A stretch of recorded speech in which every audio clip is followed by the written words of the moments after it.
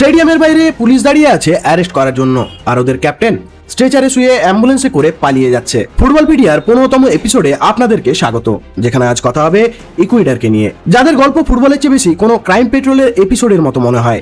দেখা করুন এদের লেজেন্ড এনার ভ্যালেন্সিয়ার সাথে। 2016 সালে ওনার ওপর $17,000 আনপেইড চাইল্ড সাপোর্টের কেস ছিল। পুলিশ যখন ওনাকে অ্যারেস্ট করতে স্টেডিয়ামে পৌঁছে যায়, তখন ভ্যালেন্সিয়া এক মাস্টার প্ল্যান বানান। ম্যাচের মাঝখানে স্ট্রেচারে শুয়ে অক্সিজেন মাস্ক পরে অ্যাম্বুলেন্সে চড়ে ওখান থেকে পালিয়ে যান। পুলিশ পেছন পেছন ছুটতে থাকে, কিন্তু ততক্ষণে সুপারম্যান কেটে পড়েছে। তবে এই দলটা শুধু এটুকুই নয়, এদের মনটাও খুবই বড়।